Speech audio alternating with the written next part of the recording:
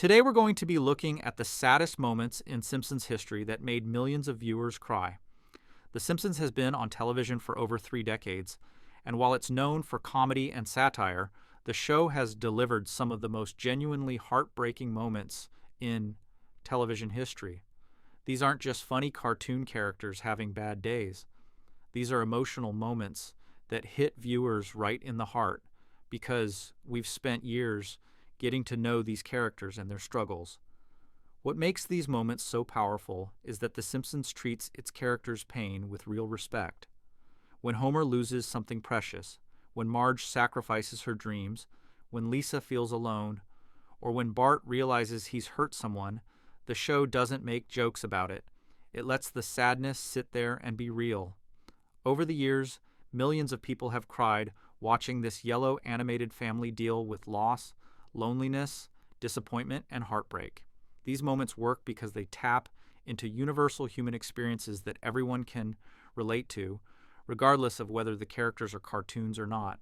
So let's start with one of Homer's most heartbreaking moments when his mother returns to his life after decades, only to abandon him all over again. Homer Simpson is known as the bumbling, beer-drinking father who causes most of the family's problems. But across 30-plus seasons, the show has given Homer some genuinely devastating moments that reveal the depth beneath his foolishness. These aren't moments where Homer is the joke. These are moments where Homer's pain feels completely real, and viewers found themselves crying for a character they usually laugh at. Let's start with one of the most heartbreaking episodes in the entire series, when Homer's mother Mona returns to his life in Mother Simpson. Homer believed his mother was dead his entire childhood.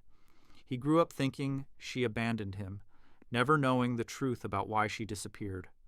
When she suddenly reappears after decades, Homer gets to experience having a mother for the first time since he was a little boy.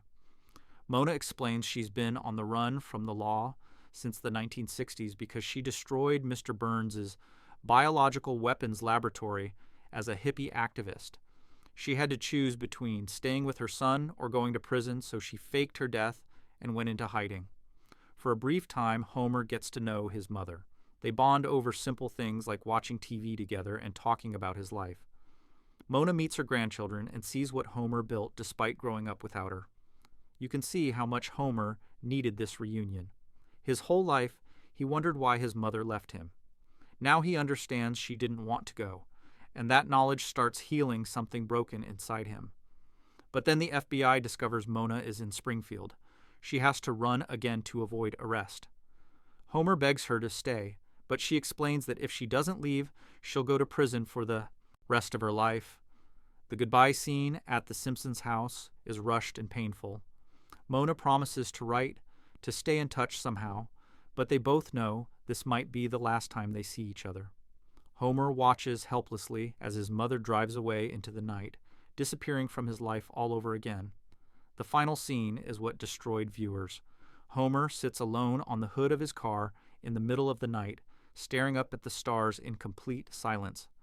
There's no music, there's no dialogue.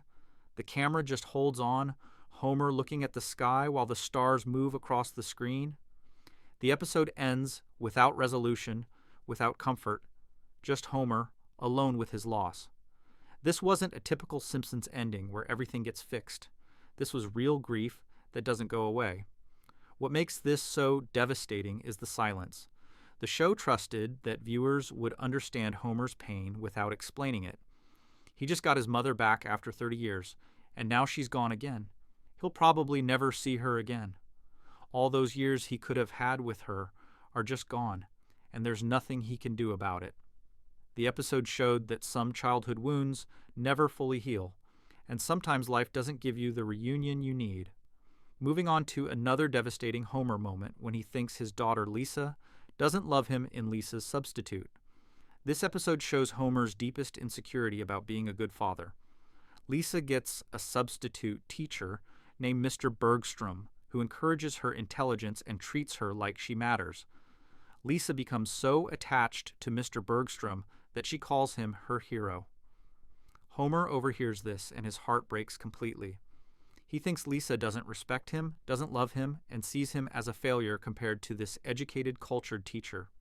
Homer's insecurity comes from a real place. He knows he's not smart. He knows he disappoints his family regularly. He drinks too much, causes problems, and embarrasses his kids. When he hears Lisa has found a better role model, it confirms his worst fear that he's not good enough to be her father. Homer starts trying desperately to connect with Lisa. He attempts to help with her homework but can't understand it. He tries to have deep conversations but doesn't know what to say.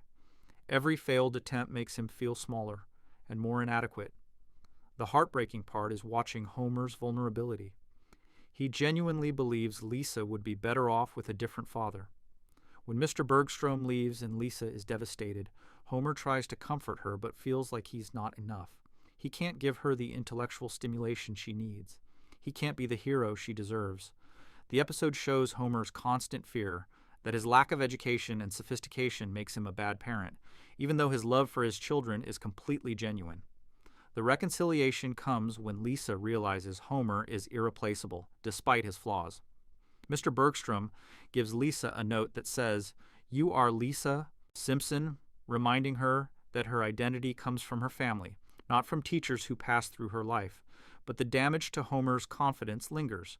Viewers saw how deeply Homer worries about failing his children, and how much it hurts him to think they might not love him. This episode resonated with viewers because parental insecurity is universal. Every parent worries about being good enough, smart enough, successful enough for their children. Watching Homer break down over thinking Lisa didn't love him tapped into that primal fear that we're failing the people who depend on us most. Let's talk about another heartbreaking Homer moment from And Maggie Makes Three, the flashback episode that shows why Homer works at the nuclear power plant. Homer absolutely hates his job. Mr. Burns humiliates him daily. The work is soul-crushing, and he feels trapped in a life he never wanted. But then Homer gets his chance to escape. He puts a plaque on his workstation that reads, "Don't forget you're here forever," quits the plant, and takes his dream job working at the local bowling alley. For the first time in years, Homer is genuinely happy. He loves working at the bowling alley. The job is simple, the people are nice, and every day feels like fun instead of torture. Homer comes home smiling, plays with his kids, and feels like life finally makes sense. He tells Marge this is what he was meant to do. He's not making much money, but he's happy, and happiness is worth more than a big paycheck. Then Marge gets pregnant with Maggie. The moment Homer finds out, his face goes blank. He does the math immediately. They can't afford a third child on his bowling alley salary. He's going to have to go back to the nuclear plant and beg Mr. Burns for his job back. Homer doesn't say anything to Marge about how this crushes him. He just quietly accepts that his dreams are over. The scene where Homer returns to the power plant is brutal. Mr. Burns makes him grovel and beg. Homer has to remove the "Don't forget you're here forever" plaque from his workstation, and with it goes all his hope for a better life. He's trapped forever now, doing work he hates to support his family. The crushing realization that he'll never escape settles over him like a weight. But here's the kicker. The episode reveals that Homer covered up letters on that plaque with photos of Maggie. Now it reads, "Do it for her." Every single day, at his terrible job, Homer looks at pictures of his baby daughter and remembers why he sacrifices his happiness. The despair he felt about being trapped forever got transformed into love. He's still trapped, still doing work he hates, but he turned his prison into a shrine to the reason he stays. This episode destroyed viewers because it showed the silent sacrifices parents make. Homer gave up his one chance at happiness without complaint. He never told his family what it cost him to provide for them. He just quietly returned to his misery and found a way to make it meaningful. The "Do It For Her" reveal is heartbreaking because it shows how Homer's love for Maggie is literally what keeps him going through days he can barely survive. Another time we felt bad for Homer was in Homer's Enemy, one of the darkest episodes the show ever produced. Frank Grimes is a man who had a terrible childhood and worked incredibly hard to get where he is. He lived in a silo after his parents died in an explosion, worked his way through school, and earned everything through pure determination. When he gets hired at the nuclear plant, he meets Homer and can't believe what he sees. Homer is lazy, incompetent, causes disasters regularly, and somehow succeeds despite being terrible at everything. Grimes tries to be friendly at first. He introduces himself to Homer and attempts to build a professional relationship. But the more time Grimes spends around Homer, the more his sanity starts cracking. He watches Homer sleep at work, cause explosions, and get praised for doing nothing. Meanwhile, Grimes works himself to exhaustion and gets no recognition. The unfairness drives him crazy. Why does Homer have a family, a house, friends, and success when Grimes has suffered his entire life and has nothing? Homer genuinely tries to befriend Grimes. He invites him to dinner, tries to make conversation, and doesn't understand why Grimes seems angry. This makes it worse. Homer's obliviousness to how unfair his life is compared to Grimes's struggles pushes Grimes over the edge. Grimes starts openly mocking Homer, showing everyone how incompetent he is, trying to get Homer fired. When that doesn't work, Grimes has a complete mental breakdown. He runs through the plant, touching things and yelling, "I'm Homer Simpson," to prove how stupid Homer is. He grabs high-voltage wires and gets electrocuted to death. The most disturbing part is Homer sleeping through Grimes's funeral. While everyone mourns this man who was driven insane by Homer's existence, Homer snores loudly and talks in his sleep, making the funeral attendees laugh. Even in death, Grimes can't escape being mocked by the universe that rewarded Homer's incompetence while punishing Grimes's hard work. Viewers felt conflicted about this episode because the sadness worked on multiple levels. We felt terrible for Grimes, whose difficult life was made meaningless by Homer's undeserved success, but we also felt bad for Homer, who lost a potential friend and never understood why. The episode was a dark commentary on how life isn't fair, how hard work doesn't guarantee success, and how some people get everything while others get nothing. Homer isn't evil, he's just lucky, and sometimes luck matters more than effort. Time to discuss when Homer shows emotional depth in Alone Again, Natura Diddley, after Ned Flanders loses his wife Maud. Maud dies in a freak accident at a speedway when a t-shirt cannon misfires and knocks her off the bleachers. The death is sudden, absurd, and permanent.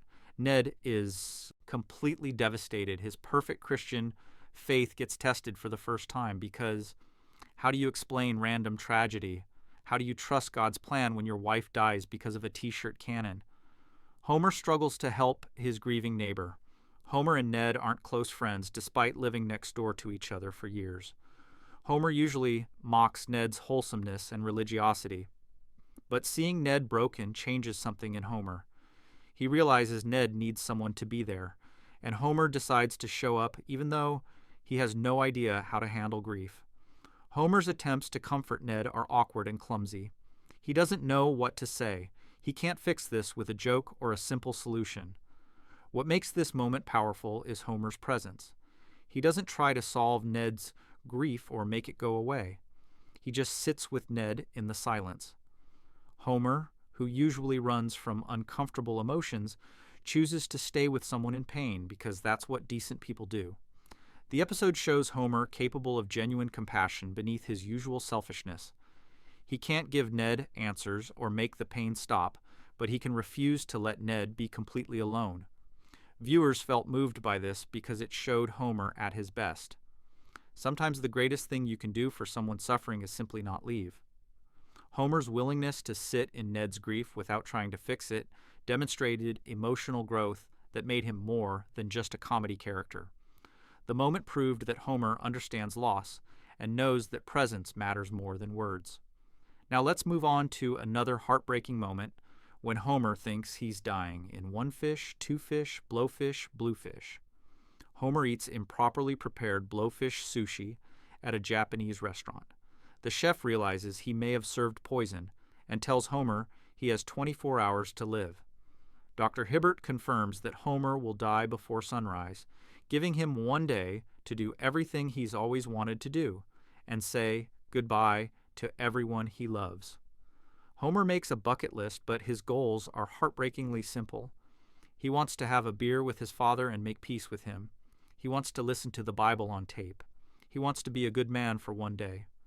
Homer spends his final hours trying to fulfill every dream he never got to accomplish, and most of them are mundane things that reveal how simple his life has been. He's not trying to travel the world or achieve greatness. He just wants to make sure his family knows he loves them. The most devastating moments come when Homer tries to say goodbye. He takes Bart out and lets him do whatever he wants, trying to squeeze a lifetime of bonding into one afternoon. He tells Lisa how proud he is of her. He attempts to explain to Maggie that even though she won't remember him, he'll always love her. Homer writes letters, makes videos, and tries to compress all his remaining love into the few hours he has left. When he realizes he's running out of time, he rushes home to spend his final moments with his family. The episode ends with Homer falling asleep in his chair while listening to the Bible on tape, ready to die. When he wakes up the next morning and realizes he's alive, there's joy, but the emotional journey remains. Homer confronted his mortality and realized that all his regrets and dreams matter less than the people he loves. The episode forced viewers to think about what they would do with one day to live, and the answer is usually heartbreakingly simple. This episode resonated because mortality episodes tap into universal fear. Everyone wonders how they'll face death and whether they'll have time to say everything that matters. Watching Homer try to fit a lifetime of love into 24 hours reminded viewers that we should tell people we love them now, not later. Death doesn't wait for perfect timing. Finally, let's examine when Homer's disappointment transforms into acceptance in Bart Gets an F. Bart is failing 4th grade and facing the possibility of being held back. Homer is furious at first. He threatens Bart, yells at him, and demands he do better. Homer sees Bart's failure as a reflection of his own inadequacy as a father. If Bart can't even pass 4th grade, what does that say about Homer's parenting? Bart genuinely tries to study. He makes flashcards, reads his textbooks, and works harder than he ever has before. The night before his test, Bart prays desperately for help. He promises to be good, to work hard, to do whatever it takes if he can just pass this one test. When test day comes, Bart gives everything he has. He tries to remember everything he studied, and for once in his life, he's actually trying his absolute best. But Bart fails anyway. Despite all his effort, despite his prayers and his studying, he gets a D-. He needed a D- to pass. He falls to his knees crying because he did everything right, and it still wasn't enough. This is Bart's first real encounter with the reality that sometimes trying your best doesn't matter. Sometimes you fail even when you deserve to succeed. Homer sees Bart crying and something shifts inside him. His anger melts away completely. He realizes that Bart actually tried this time. His son gave genuine effort and came up short, which is completely different from not trying at all. Homer kneels down and hugs Bart, telling him that he's proud of him for trying. The grade doesn't matter as much as the effort. Homer's acceptance of Bart's failure shows growth as a father. He learned that unconditional love means supporting your children even when they don't succeed. The episode ends with Bart barely passing after finding an extra credit opportunity, but the emotional moment stands. Homer transformed from a parent who valued achievement to one who valued effort. His hug told Bart that he's loved regardless of his grades, which is what children need to hear most. Viewers felt emotional watching Homer become the parent Bart needed in that moment, rather than the one demanding perfection. Now let's move on to our next character, Marge, but before that, make sure to subscribe to our channel. Marge Simpson is the glue holding the Simpson family together. She's the patient mother, the loyal wife, the one who sacrifices her own dreams so everyone else can chase theirs. But across the show's history, we've seen moments where Marge's quiet pain becomes impossible to ignore. These episodes show the cost of being the person everyone depends on, but nobody truly sees. Let's start with The Way We Was, the flashback episode showing how Marge and Homer met in high school. Young Marge is smart, ambitious, and full of potential. She gets good grades, has plans for her future, and seems destined for more than suburban housewife life. She's interested in psychology and helping people. Her teachers see her promise. She has options that most people in Springfield don't get. Then she meets Homer Simpson. He's immediately infatuated with her, pursuing her, despite her initial disinterest. Marge is also pursued by Artie Ziff, a wealthy, educated student who shares her intellectual interests. Artie represents the future Marge could have, the path toward achievement and ambition. But at the prom, Artie disrespects her boundaries while Homer genuinely cares about her feelings. Marge chooses Homer because he's kind and sincere, even though he's not sophisticated or ambitious. The episode shows their early romance with sweetness and humor, but watching it years after we know what Marge becomes adds painful context. We know that marrying Homer means Marge will spend decades managing his mistakes, cleaning up his messes, and putting her own dreams aside. We know she'll never pursue that psychology degree or do the things young Marge planned. Her potential just quietly disappears as she becomes defined by her role as Homer's wife and the kid's mother. The heartbreaking part is that the episode never explicitly says Marge made the wrong choice. She found love with Homer, and that love is real. But viewers can't help wondering about all the versions of Marge that never got to exist. What if she'd gone to college? What if she'd pursued her own ambitions instead of supporting Homer's chaotic life? The episode doesn't answer those questions, and that's what makes it sad. We just see a promising young woman making a choice that will define and limit her forever. People felt sad for Marge because this episode highlighted sacrifices women make that go unexamined. She chose love and family over personal achievement, which society tells women is the right choice. But the show lets us see what was lost in that choice, and it's impossible not to mourn the futures Marge never got to explore. Moving on to when Marge almost has an affair in Life on the Fast Lane. Homer gives Marge a bowling ball for her birthday with his name engraved on it. The gift is so thoughtlessly selfish that Marge realizes Homer sees her as an extension of himself rather than her own person. He didn't think about what Marge might want. He bought himself a present and pretended it was for her.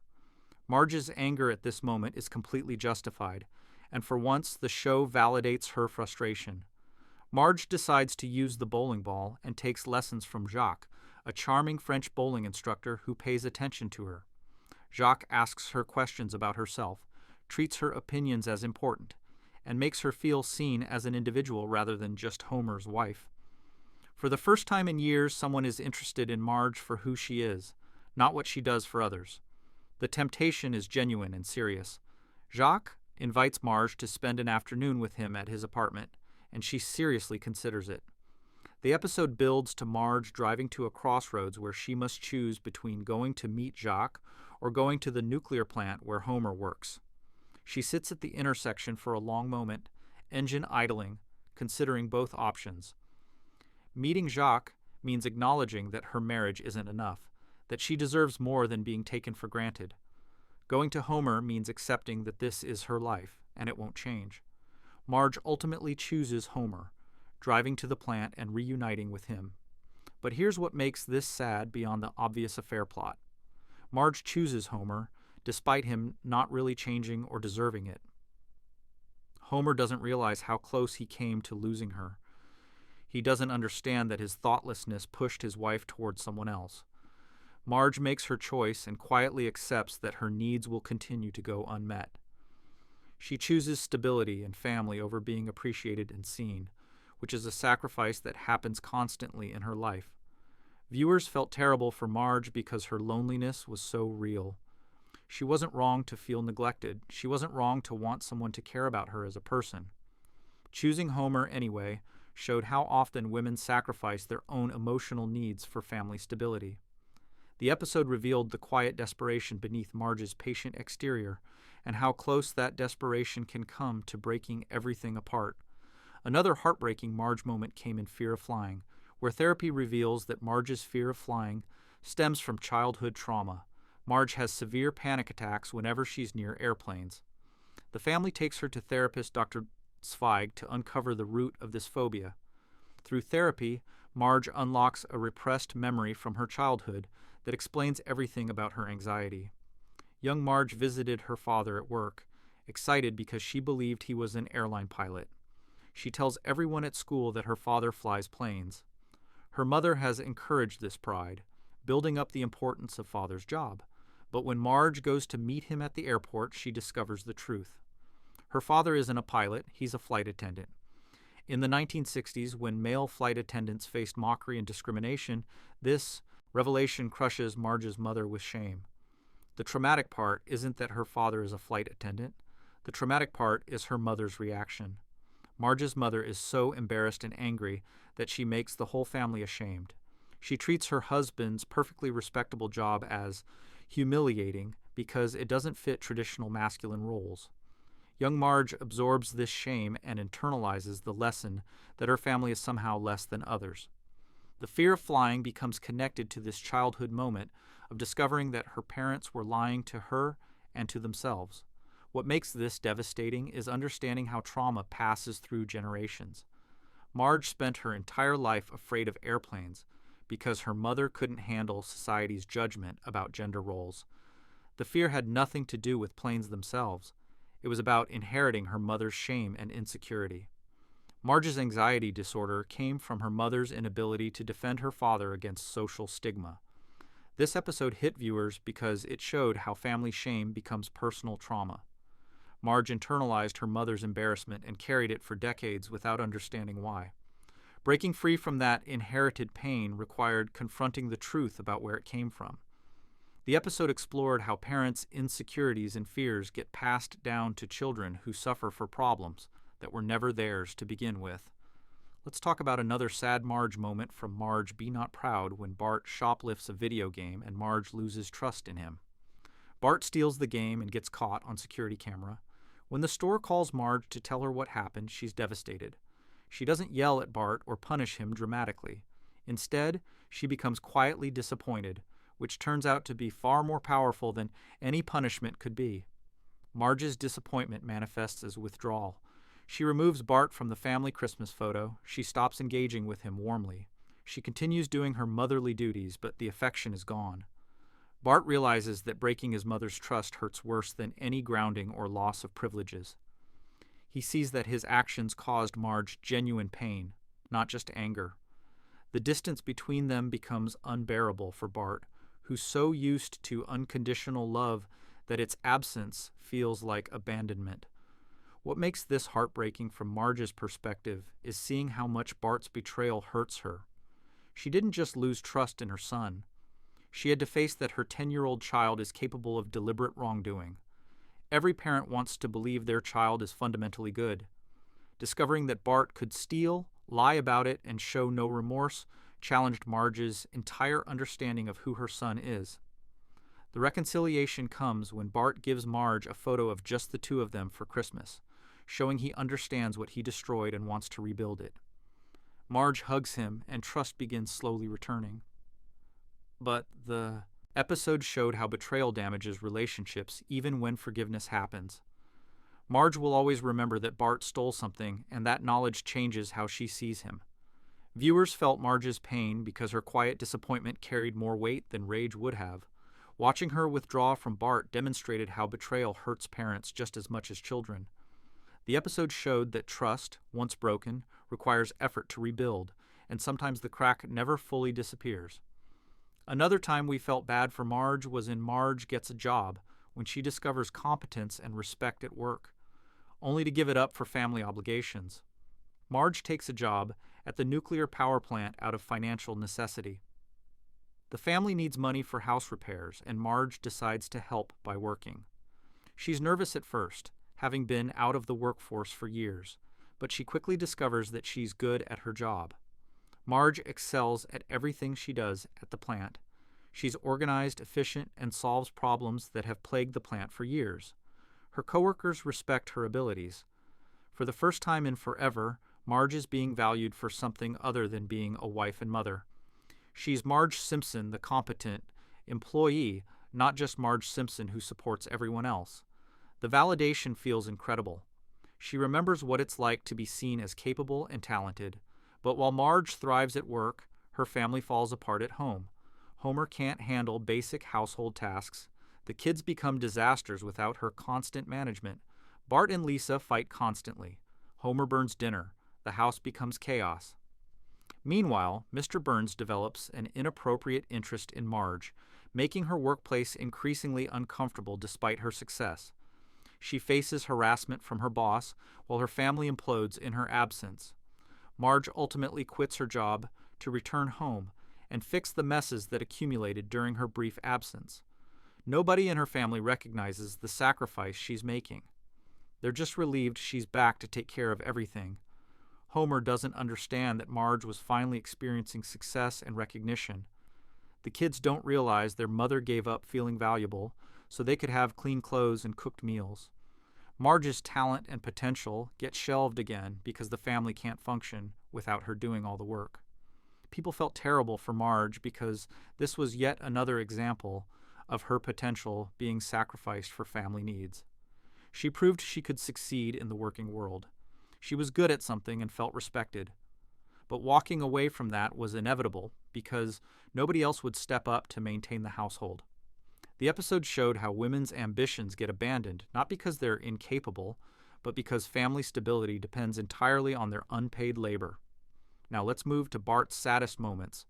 Bart Simpson is the mischievous troublemaker, the underachiever and proud of it.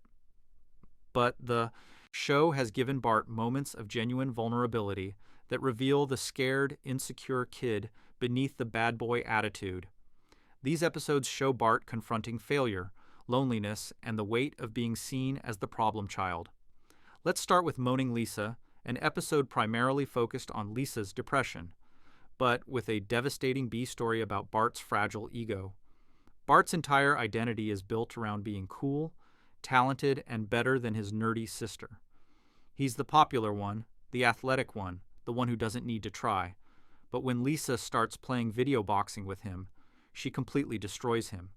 She beats him easily, repeatedly, without breaking a sweat. Bart's reaction reveals how much his self-worth depends on being the winner. He can't handle losing to his little sister. He obsessively practices, seeks advice from video game experts, and trains like he's preparing for actual combat. This isn't just about a game anymore. Lisa beating him threatens his entire identity. If he's not the cool, talented one, then what is he? His desperation grows as Lisa continues defeating him effortlessly. The final humiliation comes at the arcade when Bart challenges Lisa publicly, certain he's finally ready to beat her. Lisa defeats him again in front of a crowd, and Bart's face shows complete devastation. He has to accept that he's not always the best at everything. His sister, the person he's supposed to be superior to, has a talent that exceeds his. The episode forces Bart to confront his own ordinariness. Viewers felt for Bart because this showed the vulnerability beneath his bravado. His confidence is actually extremely fragile, built on being better than others rather than genuine self-worth. Losing to Lisa exposed that fragility and forced Bart to understand that he's not special in every way. For a 10-year-old whose entire personality is based on being cool, that realization is crushing. Moving on to another heartbreaking Bart moment when he tries to do the right thing in Bart the Mother. Bart uses a BB gun under peer pressure from Nelson and accidentally kills a mother bird. When he discovers she had eggs, Bart is overwhelmed with guilt. He realizes he destroyed a family and orphaned baby birds who will now die without their mother. The weight of that responsibility hits him hard. Bart decides to care for the eggs himself to make amends. He hides them from Marge, knowing she'd take them away or force him to give them to proper authorities. Bart becomes obsessively dedicated to keeping the eggs warm and safe. He reads books about bird care, maintains constant temperature, and talks to the eggs like they can hear him. His guilt drives him to do whatever it takes to give these baby birds the life their mother should have given them. When the eggs hatch, Bart discovers they're not regular birds. They're Bolivian tree lizards, an invasive species that threatens Springfield's ecosystem. Animal control wants to destroy them, but Bart fights to protect them anyway. He argues that he killed their mother, so he's responsible for their lives. His determination comes from genuine remorse and desire to fix what he broke. The episode ends with the lizards being declared a protected species after they eliminate Springfield's pigeon problem. Bart gets recognized by an ornithologist for his dedication to caring for the creatures. But what matters most is that Bart followed through on his commitment despite every obstacle. His guilt transformed into genuine love and responsibility. This episode moved viewers because it showed Bart's conscience and capacity for growth. He took responsibility for his mistake without anyone forcing him. His determination to make things right revealed the good heart hidden beneath his troublemaker exterior. The episode proved that Bart's bad behavior comes from impulse and poor judgment, not from lacking empathy or care. Let's talk about when Bart sells his soul to Milhouse in Bart Sells His Soul, an episode that becomes a surprisingly deep exploration of existential crisis. Bart doesn't believe in souls. When the church tries to teach about souls being real, Bart mocks the concept and bets Milhouse $5 that souls don't exist. Milhouse writes Bart's soul on a piece of paper, Bart signs it away, and Milhouse keeps it. Bart thinks this proves how stupid the concept is, but then something starts feeling wrong. Bart can't laugh at things that used to be funny. He can't enjoy pranks or jokes. Food tastes different. He feels empty inside, like something essential is missing. The change happens gradually, and Bart can't explain why everything feels hollow. He tells himself it's psychological, that he's just imagining things because of the soul prank. But the feeling intensifies. The most heartbreaking moment comes when automatic doors won't open for Bart. He stands in front of them, and they stay closed like the sensors can't detect him. Bart starts wondering if losing his soul made him somehow less real, less present in the world. His existential crisis deepens. What if souls actually exist? What if he really sold the most important part of himself for $5? Bart desperately searches for Milhouse to buy his soul back, but Milhouse has moved away temporarily. Bart offers everything he has, but he can't find the paper. His panic grows into genuine terror about having lost something irreplaceable. In church one night, completely alone, Bart breaks down and prays. He begs God to give him back his soul, admitting he was wrong and promising to believe. Lisa finds him and gives him a piece of paper that says, Bart's soul, having bought it from Milhouse earlier. Whether it's the real one or whether that even matters remains ambiguous. Viewers felt Bart's crisis because whether souls exist or not, his fear was completely real. Watching a 10-year-old confront existential emptiness and beg for wholeness back was genuinely heartbreaking. The episode explored how belief in something intangible can affect your entire experience of being alive. Bart's terror at losing his soul showed that sometimes what we believe about ourselves matters more than what's objectively true. Another devastating Bart moment came in Brother's Little Helper when he's put on behavioral medication that changes his personality. Bart's behavior problems at school reach a breaking point. Principal Skinner tells Homer and Marge that Bart must be medicated or expelled. Feeling they have no choice, they take Bart to a psychiatrist who prescribes Focusyn, a parody of Ritalin and other ADHD medications. The medication initially works. Bart becomes calm, focused, and well-behaved. He completes assignments, listens to teachers, and stops causing disruptions. Everyone celebrates this change. Skinner is thrilled. Homer and Marge feel relieved. But something essential about Bart disappears. His spark, his creativity, his energy, all the things that make Bart who he is, get flattened by the medication. He becomes a zombie version of himself, functional but hollow. Then the medication's side effects emerge. Bart develops paranoid delusions about Major League Baseball spying on the town through satellites. His conspiracy theories grow increasingly elaborate and divorced from reality. When no one believes him, Bart steals a tank and goes on a rampage to prove his point. The medication that was supposed to fix his behavior problems creates worse problems that threaten his sanity and safety. The episode refuses to provide easy answers.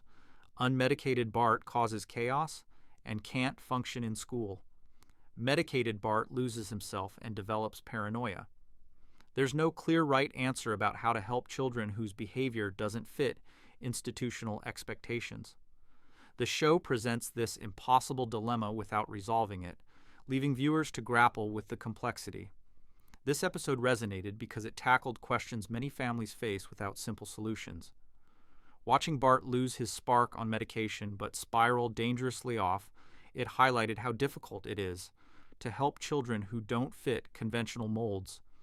The episode showed empathy for everyone involved, the kid who can't control himself, the parents who feel helpless, and the systems that demand conformity without providing real support.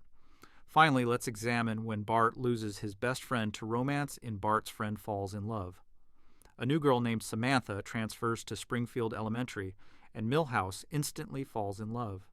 Milhouse becomes completely obsessed with Samantha, spending every moment with her. Bart suddenly finds himself alone. His best friend doesn't want to hang out anymore. Every plan gets canceled because Milhouse wants to be with Samantha instead. Bart's jealousy grows as he watches Milhouse and Samantha's relationship develop. He feels abandoned and replaced. His best friend found someone he likes more than Bart, and that rejection stings deeply. Bart tries to hang out with other kids, but nobody fills the Milhouse-shaped hole in his daily life. The loneliness drives Bart to make a terrible decision. He calls Samantha's father and tells him about the relationship, knowing the father is strict and protective. Samantha's father immediately separates the couple and sends her away to an all-girls school. Milhouse is heartbroken, and Bart realizes what he's done. He destroyed his best friend's happiness out of jealousy and possessiveness. Milhouse eventually finds out that Bart betrayed him, damaging their friendship. Bart got what he wanted, Milhouse back, but at the cost of Milhouse's trust and happiness. The episode shows how jealousy can make us hurt the people we love. Bart's betrayal came from real pain, the fear of being replaced and forgotten, but acting on that fear caused harm that can't be undone. Milhouse forgives Bart eventually, but the memory of betrayal lingers. Bart learned that friendship doesn't mean owning someone else's time and attention, but he learned it by causing genuine suffering. Viewers felt for Bart because everyone's experienced friendship changes. When your best friend finds a romantic partner or new friends, the feeling of being left behind is real and painful. Bart's sabotage was wrong, but it came from understandable fear. The episode captured how hard it is when relationships evolve and you're not ready to share the people you love. Now let's shift focus to Lisa. Be sure to subscribe to our channel. Lisa Simpson is the intellectual, the activist, the one who sees the world's problems and desperately tries to fix them. But being the smartest person in Springfield means constant isolation, frustration, and loneliness. Lisa's saddest moments show what it costs to be different, principled, and more aware than everyone around you. Let's start with Lisa's Substitute, the episode that established Lisa's hunger for intellectual connection. Lisa gets a substitute teacher named Mr. Bergstrom, who immediately recognizes her intelligence and potential. Unlike her regular teachers who find Lisa's knowledge annoying or ignore her raised hand, Mr. Bergstrom encourages her curiosity. He answers her questions seriously, treats her insights as valuable, and sees her as an individual rather than just another student. Lisa blooms under Mr. Bergstrom's attention. For the first time in her life, she's around someone who understands her. He recommends books, discusses ideas with her, and validates that being smart doesn't make her weird or wrong. Lisa bonds with him intensely over just a few days. Mr. Bergstrom represents everything Lisa craves: intellectual stimulation, respect, and recognition that she matters beyond being cute or obedient. Then Mr. Bergstrom announces he's leaving. His assignment at Springfield Elementary is over, and he's moving to another school. Lisa is devastated. She thought she'd finally found someone who understood her, but he's leaving just like everyone else who's ever encouraged her. Lisa chases Mr. Bergstrom to the train station, desperate to say goodbye properly, to hold on to this connection for just a few more moments. The train station scene destroys viewers. Lisa reaches Mr. Bergstrom just as his train prepares to leave. She's crying, begging him not to go, asking why people who actually see her always leave. Mr. Bergstrom tells her that teachers come and go, but she'll always be Lisa Simpson. He gives her a note that says, "You are Lisa Simpson," and explains that her identity comes from within, not from external validation. Then he gets on the train and disappears from her life forever.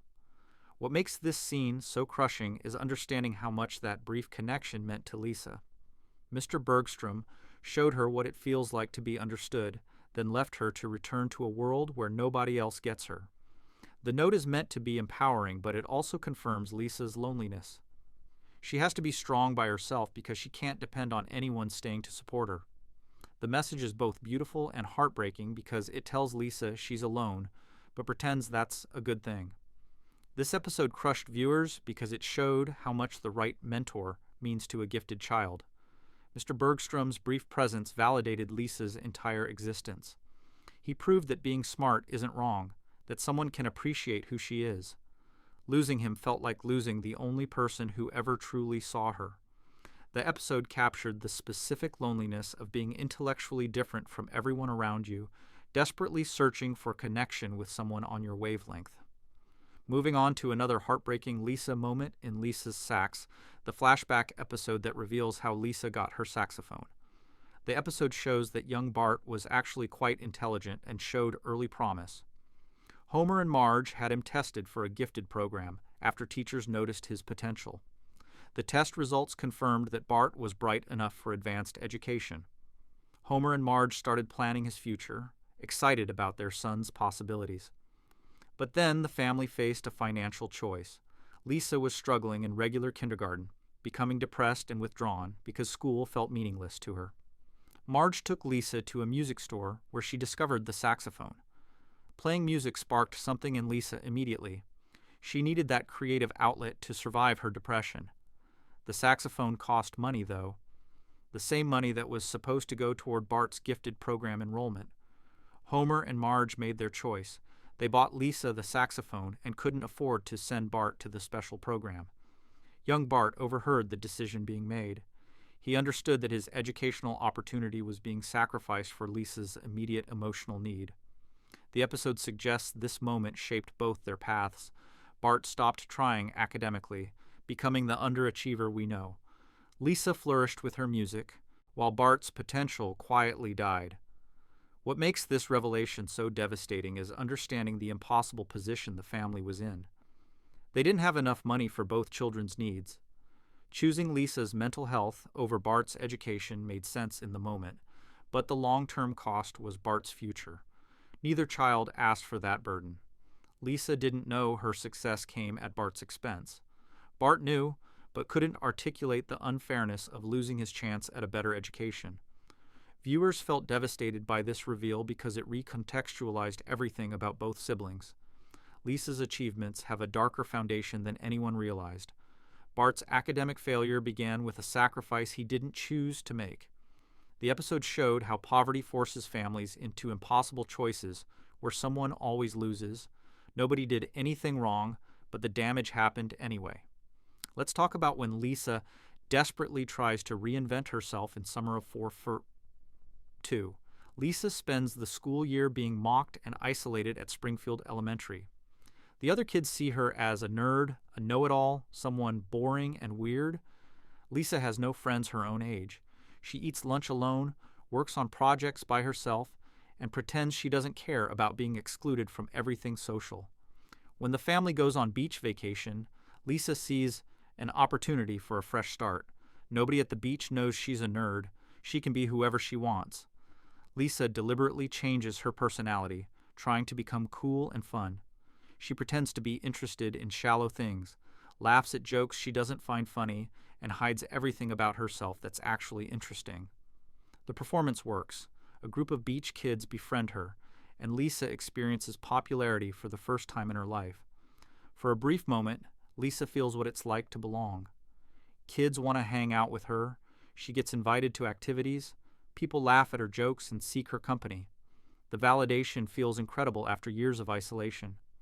Lisa starts believing that maybe she can be this version of herself permanently, that she's finally figured out how to fit in. Then Milhouse, Bart, and other Springfield kids show up at the beach. They immediately expose Lisa as a fraud, telling her new friends about how she's actually a nerdy, know-it-all who plays saxophone and reads books. Lisa braces for the rejection she knows is coming. The beach kids will realize she's not actually cool, and her brief taste of belonging will end. But unexpectedly, most of them continue accepting her. They think her intelligence is actually interesting, and they sign her yearbook with genuine affection. The episode ends with bittersweet validation. Lisa got to be popular briefly, and some people accepted her real self, but she also learned that being herself meant constant performance and hiding. The acceptance felt conditional, dependent on carefully managing what parts of herself she revealed. Lisa returns to Springfield knowing that fitting in requires work and that she'll always be different from most people. This episode resonated because everyone's tried to reinvent themselves to fit in. Watching Lisa succeed briefly, then face potential exposure, captured that universal fear that people only like the mask, not the person underneath. The episode showed how exhausting it is to be different and how tempting it becomes to hide who you really are just to experience belonging. Another time we felt terrible for Lisa was in Lisa, the vegetarian, when she faces mockery for her ethical beliefs. Lisa visits a petting zoo and bonds with a lamb. Seeing the lamb's innocence and personality makes Lisa realize that animals are individuals, not just food. She decides to become vegetarian based on this ethical awakening. When she announces this at family dinner, expecting support or at least respect, she gets mockery instead. Homer laughs at Lisa's decision and deliberately antagonizes her. He waves meat in her face, makes jokes about her beliefs, and treats her vegetarianism as a silly phase. Bart creates the "You don't win friends with salad" song, and the whole family dances around mocking Lisa's choice. She's trying to make a principled decision about causing less harm, and her own family treats it as something to ridicule. The mockery spreads to school and the wider community. The situation escalates when Homer plans a neighborhood barbecue centered around roasting a whole pig. Lisa is horrified that her family would celebrate killing an animal right after she explained why it bothers her. She feels completely disregarded. When Homer refuses to even consider her feelings, Lisa sabotages the pig roast, pushing the pig off the spit and down a hill. The destruction of Homer's party creates a massive fight between them. Lisa becomes socially isolated because of her vegetarianism. Kids at school avoid her. The community sees her as weird and preachy. She's standing alone for her beliefs while everyone else treats her like she's doing something wrong. The loneliness intensifies until she meets Apu, and later Paul and Linda McCartney, who validate that her choice is reasonable and ethical. But the damage from her family's mockery lingers. What made this hard to watch was how alone Lisa became for doing what she thought was right. Her family's mockery instead of support showed how painful it is to have principles that isolate you from everyone you love. Lisa wasn't trying to force anyone else to be vegetarian. She just wanted respect for her own choice. The episode showed that sometimes doing the right thing means being completely alone, and how much strength that requires. Time to discuss when Lisa sees her potentially lonely future in Lisa's wedding. A fortune teller shows Lisa her future at age 23. She's engaged to a sophisticated British man named Hugh Parkfield, who shares her intellectual interests. Hugh is everything Lisa has dreamed of: cultured, educated, respectful, and completely compatible with her. They met at college, bonded over literature and ideas, and fell deeply in love. Lisa's future looks perfect, but as the wedding approaches, Hugh becomes increasingly horrified by Lisa's family. Homer's crudeness, Bart's immaturity, and the general chaos of The Simpsons embarrass Hugh. He starts making demands that Lisa distance herself from her family for the wedding. He wants them minimally involved, seated in back, kept away from his important guests. He needs Lisa to choose between her family and her marriage. Lisa realizes that Hugh will never truly accept all of her. He loves the intelligent, cultured side, but is ashamed of her working-class family and background.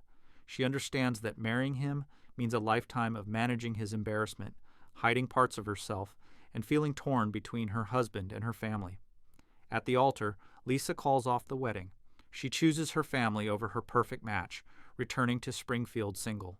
The fortune teller reveals that the future is uncertain, that this vision might not come true. But the episode plants a terrible fear in Lisa's mind. What if she can never find someone who accepts both her intelligence and her family? What if every relationship requires her to choose between intellectual compatibility and loyalty to her roots?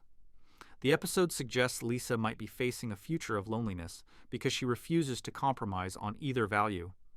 This episode devastated viewers because it suggested Lisa might never find someone who accepts all of her.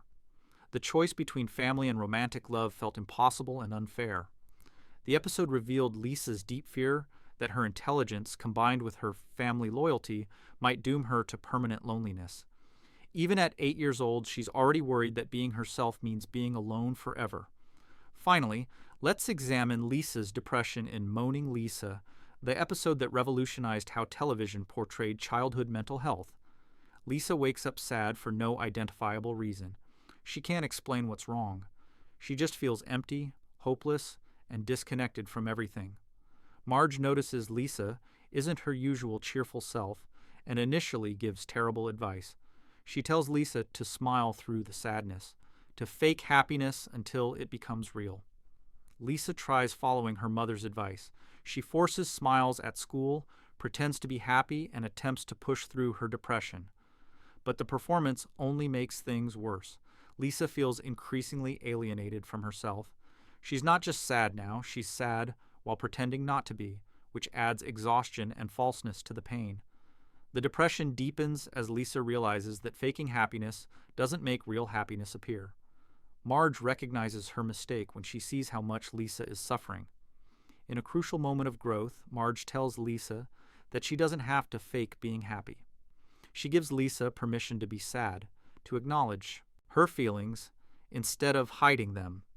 This validation is revolutionary for Lisa and for the countless viewers who needed to hear that childhood sadness is real and valid. Lisa finds outlet and understanding through Bleeding Gums Murphy, a jazz musician who plays music that expresses pain without apology. Murphy teaches Lisa that sadness can be channeled into art, that depression doesn't mean something is wrong with you. He validates Lisa's feelings while showing her how to live with them. The episode ends with Marge and Lisa on a bridge, Marge explicitly telling Lisa it's okay to be sad. This episode mattered because it validated childhood depression as real. Television in 1990 rarely acknowledged that children could experience genuine mental health struggles. Watching Marge tell Lisa it's okay to be sad, rather than forcing happiness, gave permission to a generation of kids to acknowledge their pain instead of hiding it. The episode treated Lisa's depression with seriousness and compassion, proving that The Simpsons could handle heavy emotional content with grace. Now, let's move to our supporting characters and the moments that made us cry. But before that, make sure to subscribe to our channel. Supporting characters in The Simpsons have provided some of the show's most unexpectedly emotional moments. These characters aren't in every episode, but when the show focuses on their pain, it hits just as hard as any Simpson family member's suffering. Let's start with Ned Flanders in Alone Again, Natra Diddley, when Maude Flanders dies. Maude is killed in an absurd accident at the Springfield Speedway. A promotional t-shirt cannon misfires, and the t-shirt knocks Maude off the bleachers to her death. The accident is sudden, random, and permanent. Ned goes from having a perfect life to being a widower in seconds. His world is completely destroyed by a t-shirt cannon. Ned's devastation is total. His faith in God's plan gets tested for the first time. How does a devout Christian make sense of his wife dying in the stupidest way possible? Where's God's purpose in a t-shirt cannon accident? Ned's belief system, which sustained him through everything, suddenly feels inadequate to explain why Maude is gone. His grief is compounded by spiritual crisis. Everything Ned believed about the world working according to divine plan feels wrong. The community tries to help, but nobody knows what to say. Pastor Lovejoy offers platitudes that ring hollow. Homer attempts comfort but is completely out of his depth. Ned has to face that his perfect Christian life didn't protect him from random tragedy. Death came for Maude without reason, without warning, without any lesson or purpose, just senseless loss. The episode treats Maude's death as permanent, something unusual for The Simpsons at the time. She doesn't come back. Ned has to actually grieve and rebuild his life as a single father. The show committed to real consequences, making the loss feel weighty and serious. Watching perfect, faithful Ned face random cruelty that his beliefs couldn't explain showed how loss can shake even the strongest foundations. Viewers felt terrible because Maude's death was so sudden and meaningless. There was no lesson, no growth opportunity, just a good person dying because cartoon physics decided it was time. Ned's faith being challenged by tragedy revealed how vulnerable even the most devout people are to doubt when faced with senseless suffering. Moving on to another supporting character's sad moment when Mo experiences brief happiness, then loses everything in dumbbell indemnity. Mo Sislak is chronically lonely. His bar is his entire life. He has no romance, no close friends really, and spends every night serving drinks while everyone else has relationships. When a woman named Renee shows interest in Mo, he can barely believe it. Someone actually sees past his rough exterior and likes him. Mo and Renee's relationship transforms him. He becomes happy, confident, and hopeful for the first time in years. Renee makes Mo feel like he's worth loving, like his life has possibility beyond serving drinks to drunk people. But Mo's happiness is expensive. He takes Renee to nice restaurants, buys her gifts, and spends money he doesn't have. When his car insurance bill comes due, Mo realizes he's broke. Desperate to keep Renee, Mo hatches an insurance fraud scheme. He asks Homer to help him stage a car accident so Mo can collect insurance money. Homer agrees because he's a loyal friend, but the plan goes wrong and Homer gets arrested instead of Mo. Homer faces jail time for helping Mo, and Mo lets it happen because he's too scared to confess. The guilt eats at Mo. Homer is sitting in court, about to be sentenced, and Mo realizes he's betraying the one person who was actually his friend. Mo confesses in court that he orchestrated the whole scheme. His honesty saves Homer, but costs Mo everything. Renee leaves him, disgusted by his dishonesty and crime. Mo returns to his empty bar, alone again, back where he started, but worse because now he knows what he lost. This episode hurt because it showed Mo's pattern of self-destruction. Finally finding happiness, he sabotaged it through desperation and fear. His inability to believe he deserved love pushed him to criminal behavior that destroyed the relationship. The episode revealed how loneliness can become a self-fulfilling prophecy when people make terrible choices out of fear of losing what they have. Let's talk about when we felt bad for Barney Gumble confronting his alcoholism across several episodes, particularly in Puffless. Barney is Springfield's town drunk, a joke character who appears primarily to belch and stumble around. But flashback episodes revealed that Barney was once highly intelligent and promising. At Springfield A&M, he was a serious student with real potential. Then Homer offered him his first beer, and Barney's life spiraled into addiction.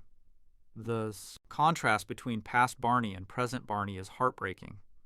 We see who he could have been, a successful, intelligent person with a future. Instead, he's dependent on alcohol, homeless much of the time, and reduced to being everyone's punchline. His addiction destroyed every opportunity he ever had. The saddest part is that Barney knows what he lost. He's not oblivious to his decline. He's aware that he had potential and wasted it. When Barney goes to rehab and gets sober, he transforms again. He becomes competent, responsible, and even gets his helicopter pilot license. Sober Barney is impressive, proving that his intelligence and capability still exist beneath the alcoholism. But staying sober is incredibly difficult. Barney relapses multiple times across the series. Each relapse represents another death of possibility, another return to being the town drunk. The tragedy of Barney's character is seeing the person he could have been constantly struggling with the person addiction made him. His relapses aren't played for laughs in the more serious episodes. They're shown as failures that hurt Barney as much as anyone. The addiction stole his life, and even when he fights back, it keeps pulling him down. What made this tragic was seeing who Barney could have been. His intelligence and potential were destroyed by addiction, and knowing Homer provided that first beer added layers of guilt and waste to his decline. The character became a portrait of how substance abuse destroys promising lives, leaving behind someone who remembers who they used to be, but can't get back there. Another supporting character moment that made us cry was Ralph Wiggum's heartbreak in I Love Lisa. Ralph is the sweet, innocent kid who exists at the margins of Springfield Elementary's social hierarchy. Nobody pays much attention to him. He's seen as dumb and weird.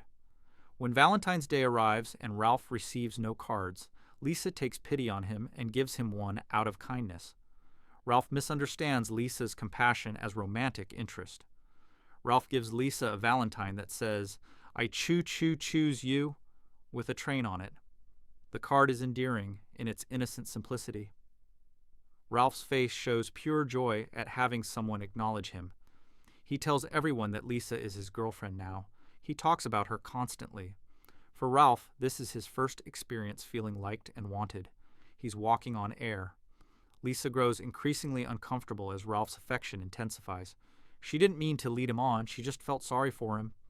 When Ralph keeps acting like they're dating, Lisa doesn't know how to let him down gently. The situation builds until they appear together on Krusty the Clown's anniversary special. On live television, Ralph asks Lisa if she likes him, and Lisa publicly rejects him. The camera shows Ralph's face as his heart visibly breaks. You can literally see the moment his innocent joy transforms into crushing pain. Bart provides commentary, saying, "You can actually pinpoint the second when his heart rips in half." Ralph's devastation is total. He loved Lisa with complete innocence, and her public rejection destroys him. The rest of the episode shows Ralph crying and unable to move past the humiliation. This episode resonated because everyone remembers childhood humiliation that crushes innocent feelings. Watching Ralph's heart literally break on camera, with Bart narrating the exact moment, made the abstract pain of rejection horrifyingly concrete. The episode captured how childhood romance feels life or death important, and how rejection can be devastating when you're too young to have perspective. Time to discuss when Principal Skinner has an identity crisis in The Principal and the Pauper. Seymour Skinner appears at a surprise party for Principal Skinner. This new Seymour Skinner claims to be the real one, and Principal Skinner is actually an imposter named Armin Tamzarian who assumed the real Skinner's identity after Vietnam. The revelation turns Springfield upside down and destroys everything Principal Skinner thought he knew about himself. Armin Tamzarian confesses his entire backstory. He was a juvenile delinquent from Capital City who joined the Army and ended up in Vietnam with Sergeant Seymour Skinner. When Skinner was declared missing in action, Armin visited Skinner's mother Agnes to deliver his belongings. Agnes was so desperate for her son that Armin decided to become him, taking Skinner's name and living his life. For 20 years, Armin has been pretending to be someone else. The town becomes fascinated with real Skinner, but he's actually terrible at being principal. He's brash, arrogant, and doesn't care about education. Springfield realizes they prefer the fake Skinner, who's been doing the job competently for 2 decades, but real Skinner won't leave. He wants his life back. The conflict between real identity and functional identity creates chaos. Here's where the episode becomes genuinely disturbing. Judge Snyder rules that Principal Skinner will legally continue being Seymour Skinner, and real Skinner must leave town. The community forcibly rejects reality in favor of comfortable fiction. They tie real Skinner to a railroad and run him out of Springfield, then pass a law stating that everything revealed in the episode never happened. Armin is forced back into his false identity forever. What made this unsettling was the town choosing comfortable lies over truth. Forcing Armin back into his fake identity, rather than accepting change, showed how people value stability over reality. Armin's real self got completely erased for everyone else's comfort. The episode suggested that identity can be a social construct maintained by community agreement rather than actual truth. Moving on to another sad moment with Professor Frink in Treehouse of Horror 14. In a Frankenstein parody, Frink resurrects his dead father to finally earn the approval he never got while his father was alive. Frink wins the Nobel Prize but realizes his father isn't there to see it.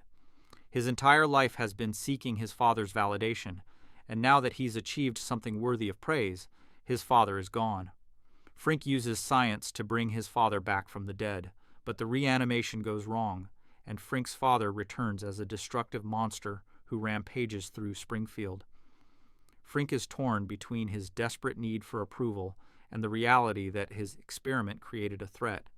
He still hopes that somehow his father will acknowledge his achievement, will finally say he's proud. The heartbreak comes when Frink realizes he has to destroy his father again to save Springfield. He loses his father twice, once to death and once to his own desperate mistake. Throughout the whole ordeal, Frink never gets the validation he craved. His father never tells him he's proud. The approval Frink has been seeking his entire life remains forever out of reach. This segment worked because even in a Halloween parody, Frink's pain felt real. bringing his father back just to lose him again without ever getting the approval he needed, captured the permanent ache of unresolved parent issues.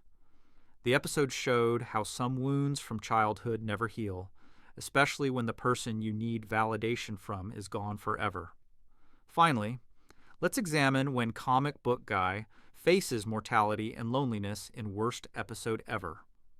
Comic book guy suffers a heart attack brought on by his unhealthy lifestyle and complete social isolation. He's been living entirely through comic books and science fiction, avoiding real human connection.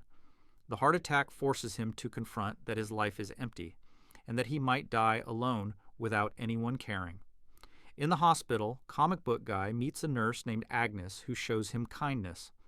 For the first time in years, someone treats him as a person rather than a punchline.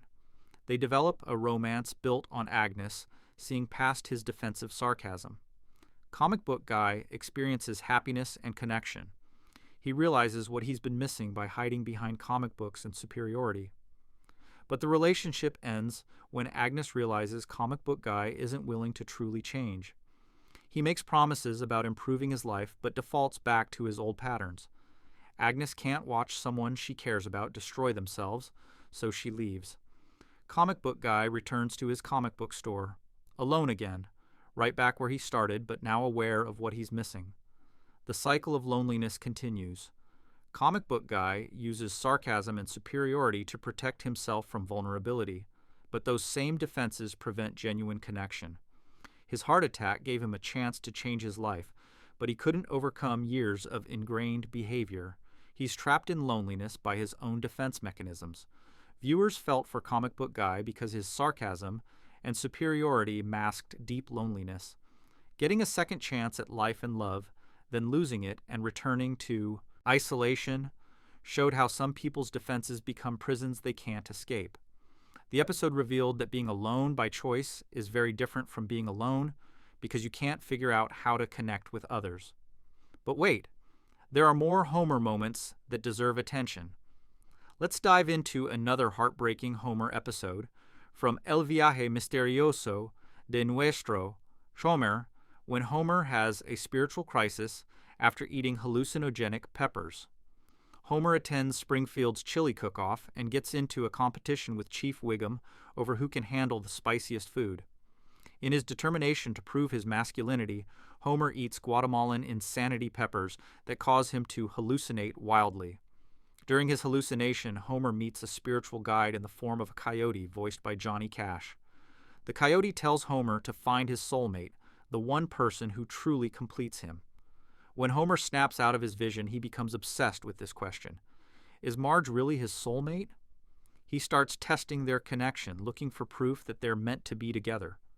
But everything he discovers suggests they have nothing in common. Homer realizes that he and Marge don't share interests, don't think alike, and don't seem compatible on paper. He loves meat. She's health conscious. He's impulsive. She's careful. He likes lowbrow entertainment. She appreciates culture. Homer spirals into existential crisis, wondering if he's been wrong about his entire marriage. Maybe he and Marge aren't soulmates at all. Maybe they're just two people who settled for each other. The crisis deepens when Homer can't find Marge at the lighthouse where he's waiting.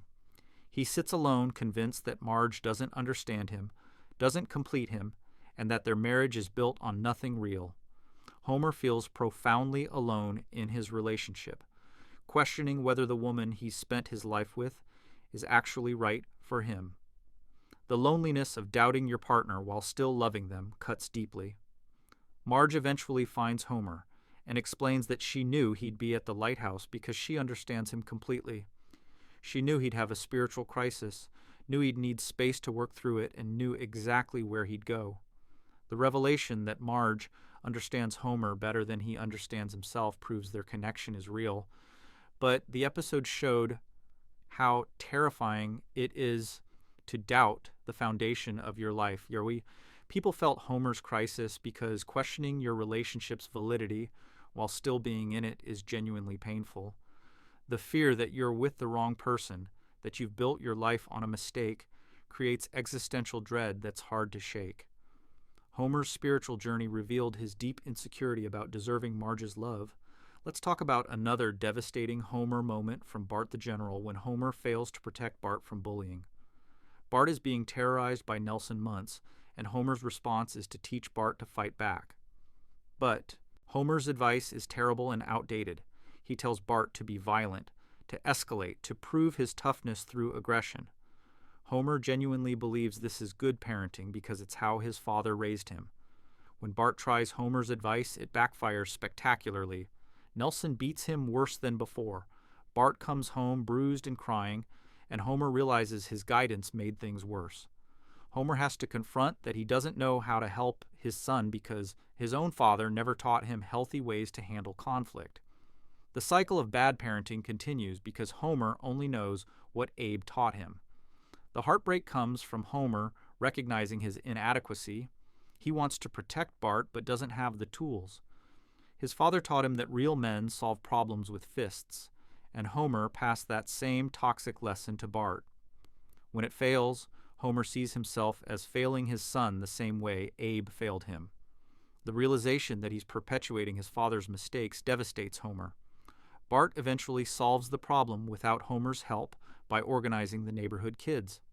Homer watches from the sidelines as Bart succeeds, using intelligence and strategy rather than violence. Homer feels both proud and useless. His son didn't need him after all. The episode showed how parents carry forward their own childhood damage and unintentionally hurt their children with the same broken lessons they received. Viewers felt for Homer because his failure came from trying to help, using the only methods he knew.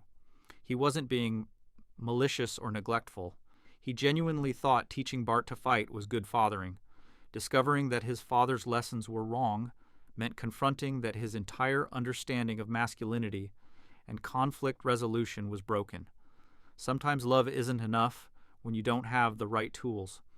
Another time we felt bad for Homer was in Homer's Phobia, when Homer's homophobia nearly destroys his friendship with a kind person and damages his relationship with Bart. Homer befriends John, an antique dealer who's witty, cultured, and genuinely good-hearted. They bond quickly, and Homer enjoys having a new friend who treats him with respect. Then Homer discovers John is gay, and his attitude changes completely. Homer's homophobia stems from ignorance and fear passed down from his generation. He starts worrying that John's presence will somehow influence Bart's sexuality. Homer's panic grows irrational as he obsesses over Bart's behavior, looking for signs that his son might be gay. He takes Bart on aggressively masculine activities, trying to force heterosexuality through exposure to hunting and steel mills. The heartbreaking part is watching Homer destroy a genuine friendship over prejudice. John was kind to Homer, treated him well, and asked for nothing but basic respect. Homer throws that away because his bigotry is stronger than his gratitude. When Homer realizes his mistake after John saves Bart's life, his apology feels hollow. Because the damage is done. John forgives him, but the friendship will never be the same. What makes this episode painful is seeing how prejudice makes people hurt themselves. Homer lost a good friend because of bigotry. He scared and confused his son with his panic. He made himself miserable, trying to force Bart to conform to narrow ideas of masculinity. Homer's homophobia didn't protect his family. It just poisoned relationships and taught Bart that his father's love is conditional. The episode worked by showing how learned prejudice destroys connection. Homer wasn't born hating gay people. He was taught to fear them, and that fear made him cruel to someone who showed him nothing but kindness. His journey toward acceptance came too late to undo the harm, teaching viewers that bigotry has real costs to relationships that matter. Now let's add more depth to Marge's character with additional heartbreaking moments. Another time we felt terrible for Marge was in the Springfield Connection when she becomes a police officer, and Homer can't handle her having authority. Marge stops Snake Jailbird from committing a crime and discovers she's good at police work. She joins the force and finally finds something she excels at outside the home. For the first time in years, Marge has an identity beyond wife and mother, but Homer feels threatened by Marge's success and authority. He can't handle that his wife has power and respect in the community. Homer starts deliberately breaking laws to force Marge to arrest him, testing whether she'll prioritize her job or her marriage. He commits petty crimes in front of her, daring her to enforce the law against her own husband. The disrespect is staggering. Marge is torn between doing her job with integrity and maintaining peace in her marriage. Every time she arrests Homer, he acts like she's betraying him. He doesn't see that he's betraying her by forcing her to choose. Homer's ego can't accept that Marge might be good at something he's not involved in. His insecurity manifests as deliberate sabotage of her achievements. The episode ends with Marge quitting the force after Homer's behavior becomes too much to manage alongside her duties. Once again, Marge's potential gets sacrificed because her family can't function when she's not managing everything. She was competent, respected, and making a real difference, but gave it up because Homer needed her to stay in her traditional role. This episode hurt because it showed how women's ambitions get undermined by male insecurity. Homer couldn't celebrate Marge's success because it threatened his position in the family hierarchy. Rather than growing to accommodate her achievement, he forced her to choose between her dreams and her marriage. Marge chose marriage, as she always does, but viewers saw what that choice cost her. Another Marge moment that deserves examination is scenes from the class struggle in Springfield, when Marge temporarily joins country club society. Marge finds a Chanel suite at a discount store and wears it to the country club. The wealthy women there mistake her for one of them and invite her to join their social circle. For a brief time, Marge experiences life among Springfield's elite, attending parties and social events. But maintaining the illusion requires constant work. Marge has to alter her one Chanel suit repeatedly to make it look like she has multiple expensive outfits. She can't afford the lifestyle her new friends take for granted. Every social event requires careful planning and deception to hide that she's actually working class. The stress of pretending builds until Marge realizes she's lost herself completely. The breaking point comes when Marge's family embarrasses her at the country club. Homer, Bart, and Lisa act like themselves, which is perfectly fine in their real life, but mortifying to the image Marge has been projecting. Marge has to choose between her family as they are or the acceptance of people who only like her false persona. She chooses her family but feels the loss of that brief taste of upper-class life. What made this sad was seeing how desperately Marge wanted to be someone else. She worked so hard to fit into a world that would never truly accept her. The wealthy women's friendship was conditional on Marge maintaining the right image, wearing the right clothes, and hiding her real life. When Marge chose authenticity, she lost that whole social world, proving that her instinct about conditional acceptance was right. People felt for Marge because class mobility is often an illusion. She caught a glimpse of how the other half lives, but actually joining them required resources and background she didn't have. The episode showed how exhausting it is to pretend to be someone you're not, and how painful it is to realize that certain worlds will never be open to you regardless of how hard you try. Moving to Bart, let's explore another heartbreaking moment from Bart Gets Famous when Bart becomes known for a catchphrase and realizes fame is empty. Bart becomes Krusty the Clown's assistant and accidentally creates a famous moment during a live show when he says, "I didn't do it," after causing chaos. The phrase becomes a national sensation. Suddenly, everyone knows Bart Simpson. For a brief period, Bart experiences actual fame. He's on talk shows, doing commercials, and getting recognized everywhere he goes. This is everything a kid dreams about, being special, being important, being someone everyone wants to meet. But Bart quickly realizes that people don't actually care about him. They only care about the catchphrase. When he tries to show his real personality or talents, everyone just wants him to say the line. Bart becomes trapped by his own fame. He's reduced to one moment, one phrase, repeating it endlessly for people who don't see him as human. The fame that seemed amazing becomes a prison where Bart can't be himself. Every appearance requires him to perform the same bit while his real self disappears behind the catchphrase. The validation he craved turns hollow when he realizes it's not actually about him. The episode ends with Bart's fame fading as quickly as it arrived.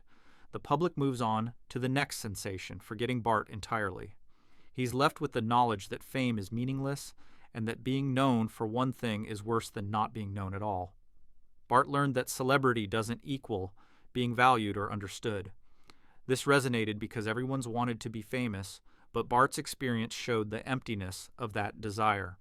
Fame without substance leaves you more alone than before, because thousands of people know your face but nobody knows you. The episode captured how fame can be dehumanizing when it reduces complex people to simple commodities. Another devastating Bart moment came in Bart's Comet, when Bart discovers a comet heading for Springfield and becomes the target of blame and anger. Bart discovers a comet through his telescope as punishment for pranking Principal Skinner. Scientists confirm the comet will hit Springfield, and initially, Bart is celebrated for the discovery. But when the town realizes they're all going to die, their gratitude turns to anger. The community decides to blame Bart for bringing bad news. They convince themselves that if Bart hadn't discovered the comet, it wouldn't exist or wouldn't hurt them. The magical thinking escalates into mob mentality. The town storms Bart's house, demanding he fix the problem he created by discovering it. Bart is terrified as his neighbors threaten him over something completely beyond his control. When Springfield builds a rocket to destroy the comet, it fails, and the rocket falls back to Earth. The town's anger at Bart intensifies.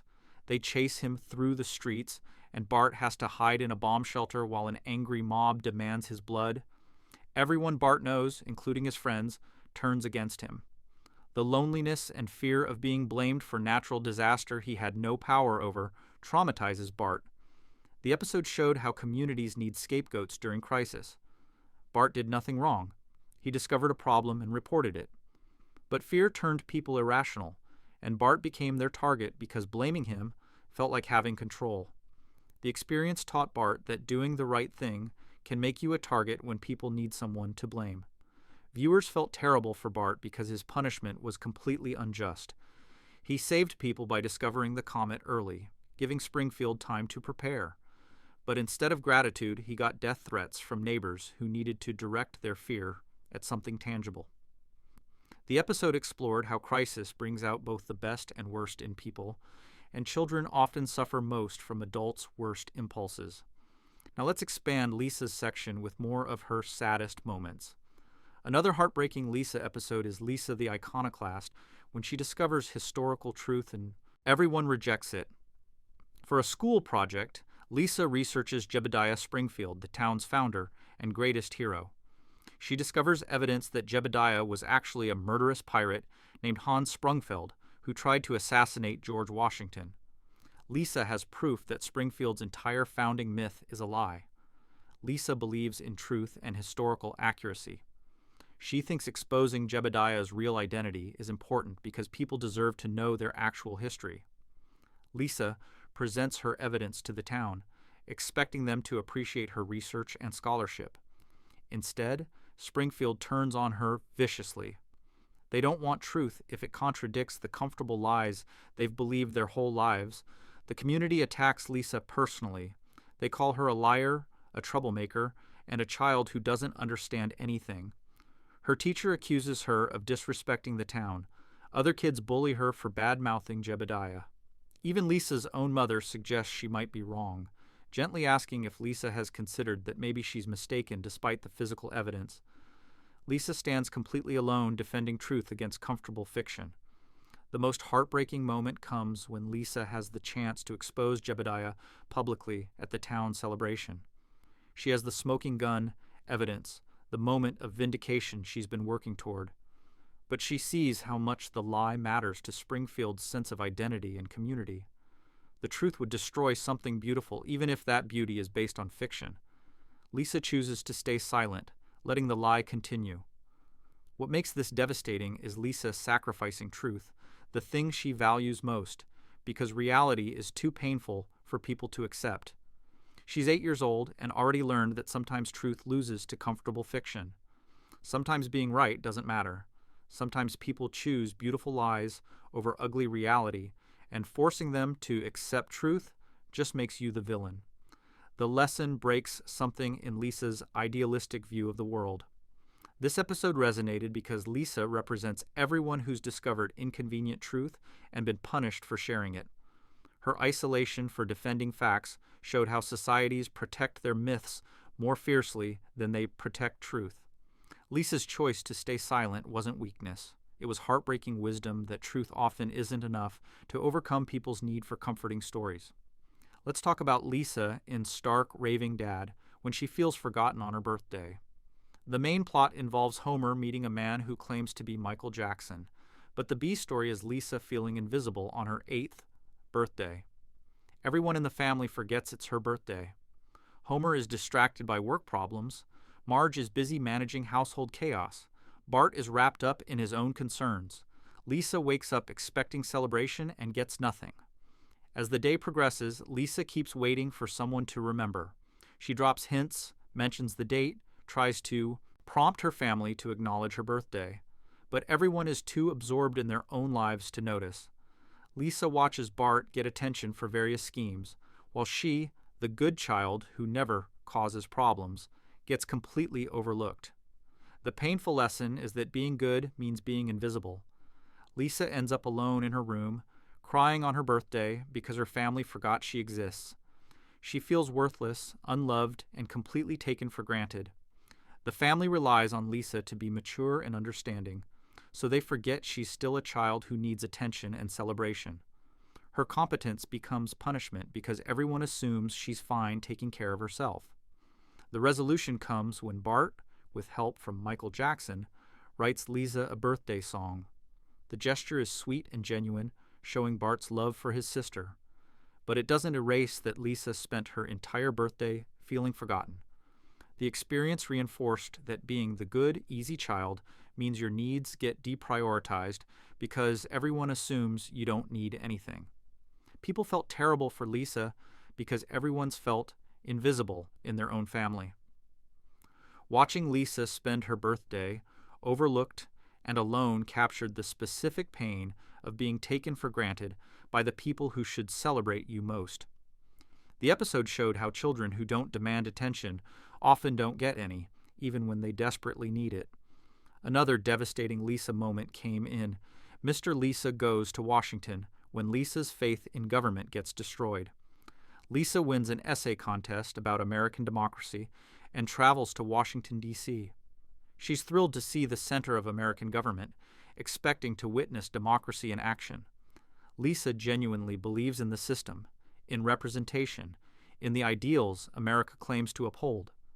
But in Washington, Lisa witnesses Congressman Bob Arnold accepting a bribe to destroy a forest preserve. She sees firsthand that politicians are corrupt, that they sell out public good for personal profit, and that the democratic system she believed in is fundamentally broken. For Lisa, this revelation is spiritually crushing. Her idealism dies, watching a representative betray everything he's supposed to stand for. Lisa falls into despair. She tears up her patriotic essay because she can't defend a system that betrayed everything it claims to value. When forced to give her speech, Lisa goes off script and exposes the corruption she witnessed. Her speech leads to Arnold's arrest and apparent reform. Lisa gets told that the system worked, that justice prevailed. But Lisa learned that justice only happened because she personally witnessed and exposed corruption. Without her specific intervention, the bribery would have continued. The episode shows Lisa learning that faith in systems is naive. Democracy doesn't automatically work. Justice doesn't naturally prevail. Change only happens when individuals risk themselves to fight corruption, and even then, the system resists. Lisa's idealism gets replaced with hard-won knowledge that good outcomes require constant vigilance and personal sacrifice. This hit viewers because Lisa represented everyone who believed in ideals before learning about systemic corruption. Her disillusionment showed the painful process of growing up and realizing that institutions don't live up to their promises. Lisa's speech exposed corruption, but couldn't fix the underlying system. She won one battle, but learned she's facing an endless war against entrenched power. Now let's add entirely new character sections to reach our target word count. Time to examine Grandpa Simpson's saddest moments, but before that, make sure to subscribe to our channel. Grandpa Simpson is usually comic relief, the rambling old man whose stories go nowhere. But beneath the confusion and senility, Grandpa carries genuine pain from a long, difficult life. His saddest moments reveal a man who feels forgotten and useless, watching from the margins while the world moves on without him. Let's start with raging Abe Simpson and his grumbling grandson in The Curse of the Flying Hellfish, when Grandpa proves he's still valuable, but gets ignored anyway. Grandpa and Mr. Burns were in the same army unit during World War II called the Flying Hellfish. They made a pact that the last surviving member would inherit stolen Nazi art hidden in a lake. Burns tries to kill Grandpa to claim the treasure for himself, and Bart helps Grandpa fight back. For a brief moment, Grandpa is the hero. He's quick-thinking, brave, and capable.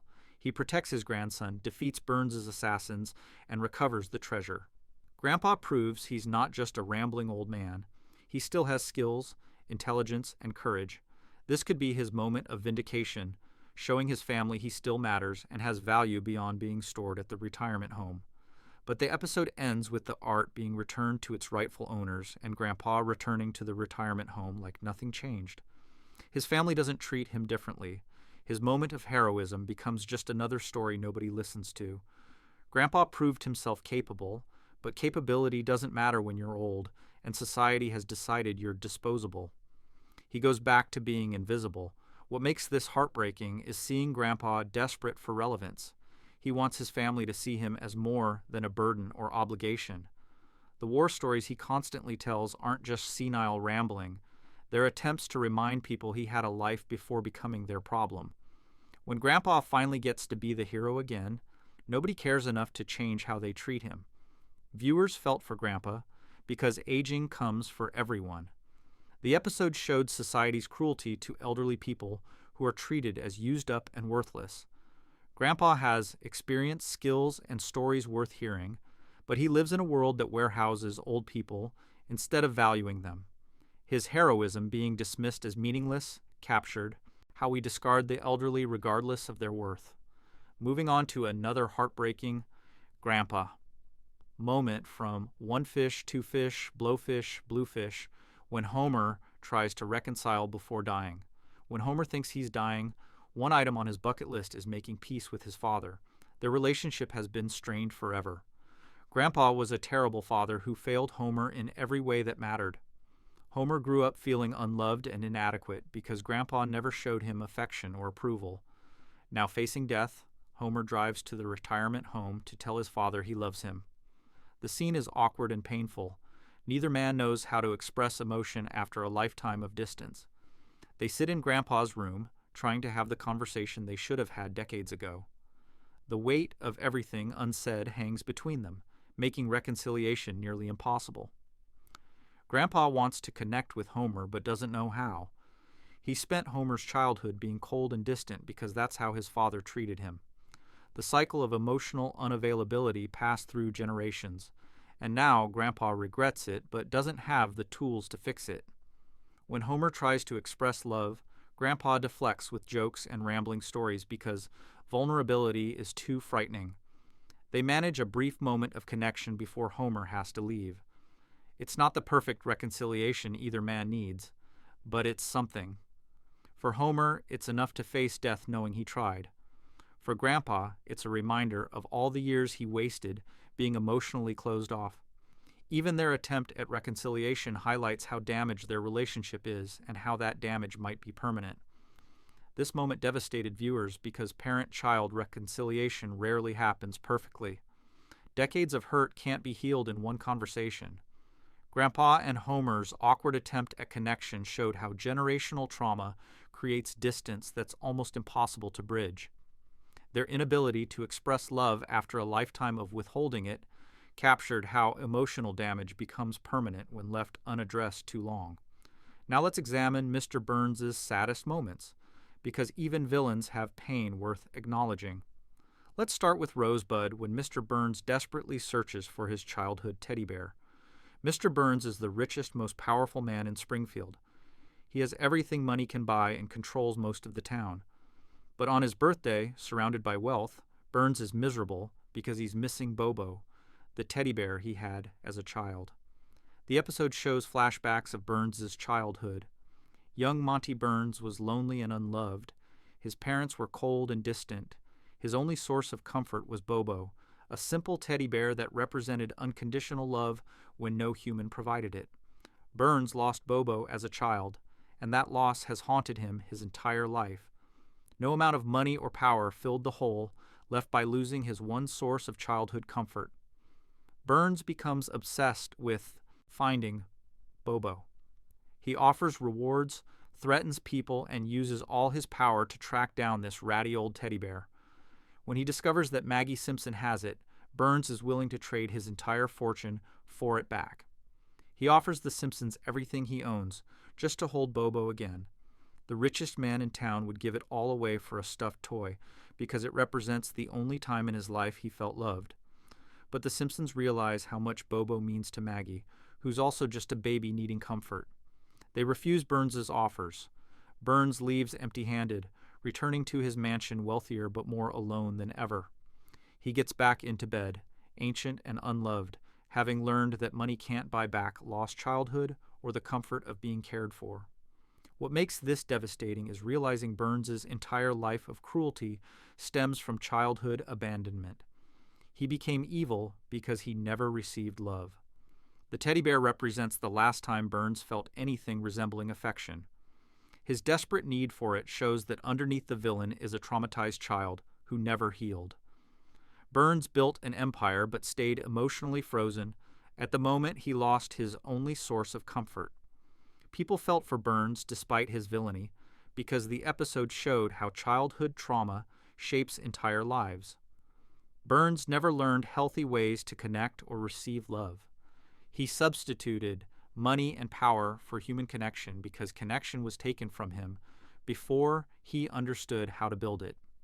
The tragedy wasn't just Burns's loneliness, it was understanding that he created his own isolation because trauma taught him that love was unreliable, but power was permanent. Another heartbreaking Burns moment came in Blood Feud, when he faces his own mortality and realizes money can't save him. Burns needs a blood transfusion, and only Bart's rare blood type can save him. After the transfusion succeeds, Burns sends the Simpsons a thank you card as payment for Bart literally saving his life. Homer is furious at the insulting response, but the episode reveals Burns' deeper pain. Burns has lived his entire life believing that money solves everything. He's used wealth to control people, buy loyalty, and avoid consequences. But when facing death, Burns discovered that his fortune was completely useless. He couldn't buy his way out of the medical crisis. His life depended on a 10-year-old boy choosing to help him, and Burns has no framework for understanding generosity that isn't transactional. The thank you card isn't actually an insult in Burns's mind. He genuinely doesn't know how to express gratitude or acknowledge debt to someone powerless. Burns lives in a world where everything has a price and relationships are transactions. The concept that Bart helped him out of simple human decency confuses Burns because he's never experienced that kind of uncomplicated kindness. When Homer sends an angry letter explaining how insulting the card was, Burns has a crisis. He realizes he's so disconnected from human emotion that he can't even thank someone properly for saving his life. Burns tries again, sending increasingly desperate and expensive gifts, but each one misses the mark because Burns fundamentally doesn't understand what the Simpsons want. They don't want payment, they want acknowledgement of Bart's humanity and sacrifice. The episode shows Burns confronting his inability to connect with people as humans rather than assets. He has infinite money, but no idea how to express simple gratitude. His wealth isolated him so completely that basic human interaction became impossible. Burns's struggle to thank Bart appropriately revealed how loneliness and disconnection are self-inflicted wounds that money can't heal. Viewers felt for Burns because his emotional disability was tragic despite being self-created. He missed the opportunity to experience genuine human connection because he couldn't conceive of relationships outside transactional frameworks.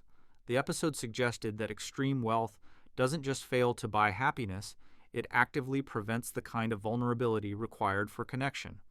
Finally, let's examine a few more supporting character moments that made us cry. Time to discuss Maud Flanders before her death in Viva Ned Flanders.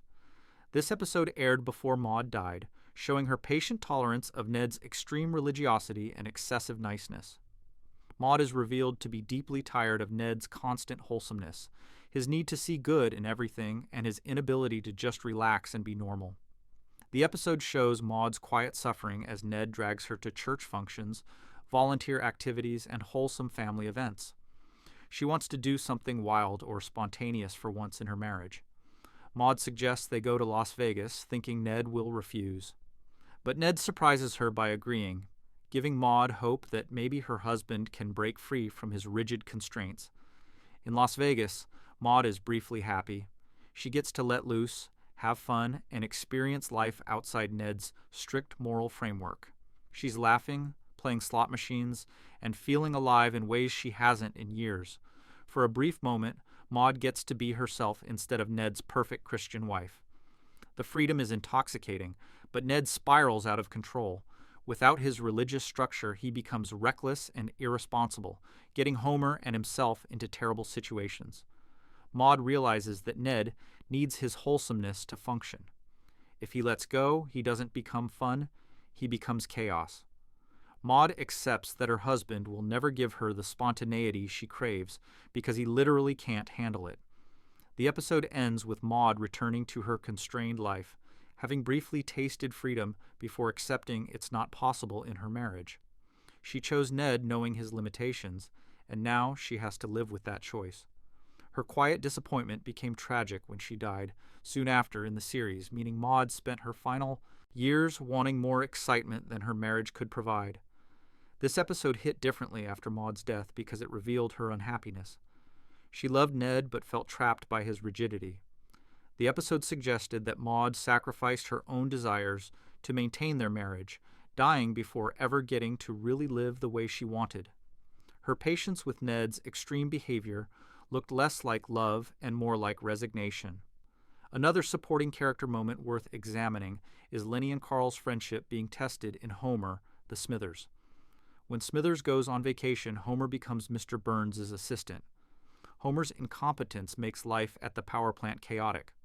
But the emotional core is watching Lenny and Carl struggle without Homer, balancing their friendship. Lenny and Carl are usually presented as inseparable best friends, the guys who do everything together. But when Homer is too busy with Burns to hang out, cracks appear in their friendship. Without Homer, as the third member keeping things balanced, Lenny and Carl realize they don't actually have much in common. They annoy each other. Their interests don't align. They've been friends mostly because Homer was always there to bridge their differences. The episode shows Lenny and Carl trying to spend time together without Homer. Their conversations are awkward and forced. They run out of things to talk about. They discover that their friendship was more habit and proximity than genuine connection. Without Homer mediating, they're just two guys who work together and don't particularly enjoy each other's company. This realization devastates both of them. They believed they were best friends, but they were really Homer's friends who tolerated each other. The foundation of their relationship was false, built on someone else's presence rather than genuine affinity. When they admit this to each other, both feel profoundly lonely despite sitting together. The episode ends with Homer returning and Lenny and Carl's friendship healing through his presence. But the truth has been revealed. Their bond only works when Homer is there. Without him, they're strangers. This knowledge changes their friendship forever because now they know it's not really built on anything substantial between them. Viewers felt this deeply because many friendships exist primarily through third parties. We maintain relationships with people because our mutual friend connects us, not because we naturally choose each other. Discovering that truth is painful because it means the friendship was always conditional. Lenny and Carl's moment of honesty revealed how many connections are circumstantial rather than genuine. Let's discuss one more supporting character's pain. Time to examine Krusty the Clown's relationship with his daughter, Sophie, in Insane Clown Poppy. Krusty discovers he has a daughter from a brief relationship decades ago. Sophie finds Krusty hoping to connect with her father, but Krusty is terrified of parenthood and tries to avoid her. He spent his whole life being irresponsible, and the idea of someone depending on him causes panic. Sophie just wants to know her father. She doesn't need Krusty to be perfect, or even particularly good. She just wants him to acknowledge her existence and maybe spend time with her. But Krusty can't handle the responsibility. He makes excuses, promises to see her later, and tries to buy her off with gifts. Every rejection hurts Sophie more, but she keeps hoping Krusty will eventually show up for her. The heartbreaking moment comes when Krusty promises to play with Sophie at a violin recital and doesn't show up. Sophie stands on stage looking out at the audience, searching for her father. The seat stays empty. Krusty chose his comedy career and personal comfort over his daughter's feelings. Sophie tries to play her violin, but starts crying because the one person she wanted to be there abandoned her. Krusty eventually tries to make amends, but the damage is done. Sophie learned that her father values himself more than her. Their relationship is permanently scarred by Krusty's selfishness. Even when Krusty tries to be better, Sophie knows she can't depend on him. She has a father who exists but is functionally absent. This episode resonated because parental abandonment creates wounds that never fully heal. Sophie represents every child whose parent chooses themselves over their kid. Krusty's inability to overcome his selfishness showed how some people are incapable of providing what children need, and how that failure permanently affects the child. Sophie's pain watching an empty seat at her recital captured the specific agony of being disappointed by the parent you desperately want to love you. That's the conclusion of our expanded journey through Simpsons sadness. We've explored over 40 episodes showing that these characters aren't just comedy figures. They're fully realized people with real pain, real struggles, and real emotional depth. The Simpsons has made us laugh for decades, but it's also made us cry. And those tears prove that animation can be just as emotionally powerful as any other medium. Subscribe to our channel for more deep dives into the stories that shaped our childhoods and continue to move us as adults. That's the end of today's video, so be sure to subscribe to our channel if you enjoyed our journey through the saddest moments in Simpsons history. These moments remind us that great comedy and genuine emotion can coexist, and that animation is just as capable of breaking our hearts as any other storytelling medium. The Simpsons has made us laugh for over 3 decades, but it's also made us cry. And those tears prove how much these yellow cartoon characters have become part of our lives. Thank you for watching, and remember that sometimes the funniest shows have the most to say about real human pain.